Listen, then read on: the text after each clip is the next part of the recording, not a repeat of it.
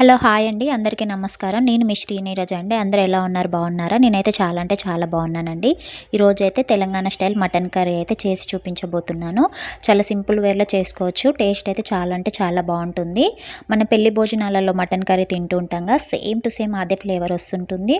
నేను ఎప్పుడూ ఇలా సింపుల్ వేలో చేసుకుంటానండి. ఇందులో నేను ఆనియన్స్ వేయకుండా చేస్తున్నాను. ఇప్పుడైతే మనం ప్రాసెస్లోకి అయితే వెళ్ళిపోదాము. నేనైతే మటన్ అయితే తీసుకున్నానండి. ఇది ఒక హాఫ్ కేజీ వరకు అయితే ఉంటుంది. ఒక 2 సార్లు అయితే శుభ్రంగా వాష్ చేసుకొని అయితే పెట్టుకోవాలి. ఒక జల్ల గిన్నెలో వేసి పెట్టుకున్నాను. దానివల్ల వాటర్ అన్నీ పోయి కొంచెం డ్రైగా అయిపోయింది మటను. ఇప్పుడైతే ఒక చిన్న ప్లేట్లో నేను సాజీరా, 2 బిర్యానీ ఆకులు, 2 లవంగాలు, 2 యాలకులు, ఒక దాల్చిన చెక్క అయితే తీసుకొని రెడీగా పెట్టుకున్నాను. ఇది ఆప్షనల్ అండి, కానీ ఇలా వేస్తే ఫ్లేవర్ బాగుంటుంది మటన్లో. ఇప్పుడైతే స్టవ్ వెలిగించి కుక్కర్ అయితే పెట్టుకున్నానండి. మటన్ కర్రీ కొంచెం టైం పడుతుంది కదా ఉడకడానికి, కుక్కర్ అయితే తొందరగా అయిపోతుందని కుక్కర్ అయితే తీసుకుంటున్నాను. ఇప్పుడైతే కుక్కర్ వేడైన తర్వాత నేనైతే ఆయిల్ అయితే పోసుకుంటున్నాను. మనకైతే మటన్లో కొంచెం ఆయిల్ ఎక్కువనే పడుతుందండి, చికెన్లో తక్కువ పడుతుంది. మటన్లో కొంచెం ఆయిల్ ఎక్కువనే పడుతుంది.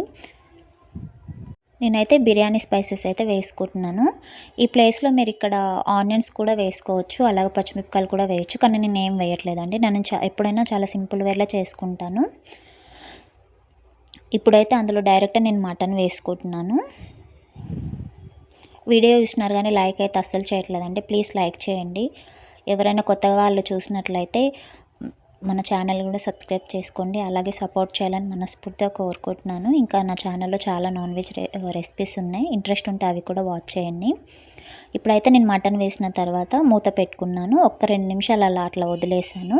ఇప్పుడైతే మూత తీసి కలుపుకుంటున్నాను చక్కగా. కొందరైతే మటన్లో అన్ని పసుపు, అల్లము, కారం అన్నీ వేసి కూడా కలుపుకొని చేస్తారు. 2 తీరులో ఎలాగైనా చేసుకోవచ్చు.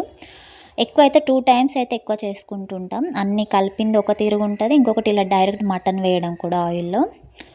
నేనైతే ఇలాగే చేసుకుంటాను, డైరెక్ట్ ఆయిల్లో మటన్ వేసుకుంటాను. కొంచెం కౌసు ఉండకుండా ఫ్రై చేసుకుంటాను. ఇప్పుడైతే నీళ్ళన్నీ ఇంకిపోయి మనకు ఆయిల్ అనేది తేలాలి. అప్పుడు మనకు మటన్ చక్కగా ఫ్రై అయిందని అర్థం. ముక్క కూడా కొంచెం మనకు గోల్డెన్ కలర్లో వస్తుంది. ఇప్పుడు అందులో మనం కొంచెం పసుపు అయితే వేసుకుంటున్నాము, అలాగే కొద్దిగా అల్లం వెల్లుల్లి పేస్ట్ కూడా.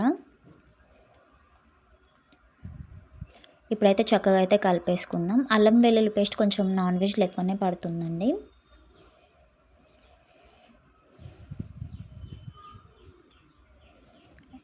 ఈ ప్రాసెస్ అంతా సిమ్లోనే పెట్టుకొనే చేసుకుంటున్నాను. ఇప్పుడైతే కారం వేసుకుంటున్నానండి. అంటే మీరు తినేదాన్ని బట్టి, నేనైతే మరీ ఎక్కువ తినం, అలాగని మరీ తక్కువ తినం, మీడియంగా, అందుకని చూసి వేసుకుంటున్నాను. ఇప్పుడైతే మరొకసారి కలయబెట్టుకుందాము.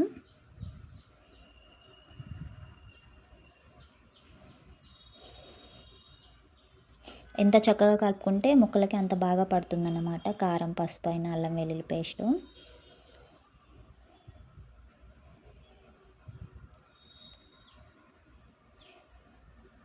ఇప్పుడైతే కారం వేసిన తర్వాత ఒక 2 నిమిషాలు అట్లా ముక్కలకు పట్టివ్వాలి అని మూత పెట్టి అట్లా వదిలిపెడుతున్నాను.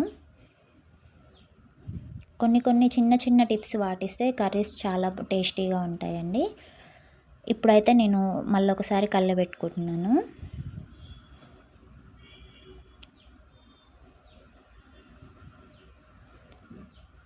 అందులో ఇప్పుడైతే మనం వాటర్ అయితే పోసేసుకుందామండి. ఎప్పుడైనా గుర్తుపెట్టుకోండి, మనకు కొందరు సూప్ ఎక్కువ అవుతుంది అంటుంటారు, కొందరు చిక్కగా రావట్లేదు అంటుంటారు. ఇక్కడైతే టిప్స్ అయితే ఉంటుందండి పక్కాగా. మనం మటన్ ఎంతసేపు ఉన్నా కూడా ముక్కలు మునిగి కొంచెం పైకి తేలాలి, అది కరెక్ట్గా అన్నమాట. మరీ సూపు మరీ చిక్కగా ఉండదు, అలాగని మరీ పలుచగా ఉండదు. ఇప్పుడు చూసారుగా, ఇది అయితే కరెక్ట్గా సరిపోతుంది. ముక్కలు కొంచెం మునిగి కొద్దిగా నీళ్ళు పైకి రావాలన్నమాట. ఇప్పుడైతే నేను కల్లుప్పు అయితే వేసుకుంటున్నాను.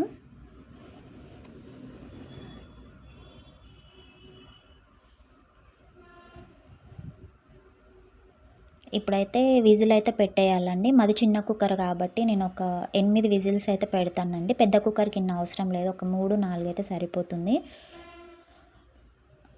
నేనైతే ఒక 8 విజిల్స్ తర్వాత చూపిస్తున్నా. ఆ వీడియో అయితే ఏం తీయలేదండి, విజిల్స్ వచ్చేది. విజిల్ వచ్చి అంతా అయిపోయినాక, మొత్తం కూల్ అయిపోయినాక అప్పుడు చూపిస్తున్నాను. మూత తీసి ఇలా ఉందన్నమాట.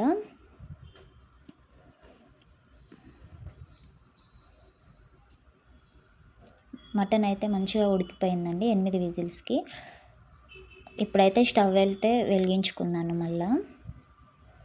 ఇందులో అయితే ధనియాల పౌడర్ అయితే వేసుకుంటున్నాను. అలాగే కొంచెం గరం మసాలా కూడా వేసుకోవాలి. హోమ్ మేడేనండి, ఇంట్లో నేను తయారు చేసుకున్నదే. ఇప్పుడైతే మరొకసారి కలుపుకుందాము. చూసారుగా గ్రేవీ ముక్కల వరకే ఉన్నది.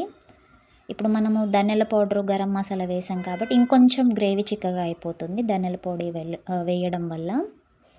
ఇప్పుడైతే నేను కొంచెం కొత్తిమీర అయితే వేసుకుంటున్నాను.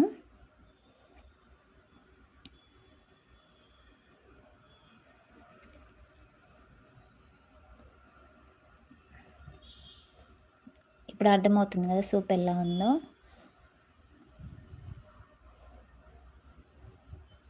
మనం స్టవ్ ఆఫ్ చేసిన తర్వాత వేడికి ఇంకొంచెం కూడా గుంజుకుంటుంది అన్నమాట.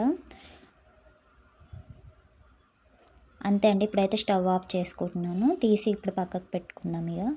అంతే అండి, అయిపోయింది. చూసారా, గుమగుమలాడే మటన్ కర్రీ ప్రిపేర్ అయిపోయింది. టేస్ట్ అయితే చాలా అంటే చాలా బాగా కుదిరిందండి. ఈ వీడియో మీకు నచ్చినట్లయితే ప్లీజ్ అండి లైక్ చేయండి, షేర్ చేయండి, సబ్స్క్రైబ్ చేసుకోండి. నన్ను సపోర్ట్ చేయాలని మనస్ఫూర్తిగా కోరుకుంటున్నాను. మన ఛానల్ ఇంకా నాన్ వెజ్ వీడియోస్ చాలా ఉన్నాయి, ఇంట్రెస్ట్ ఉంటే అవి కూడా చూడండి. సరే అండి, అందరికీ బాయ్ మరి.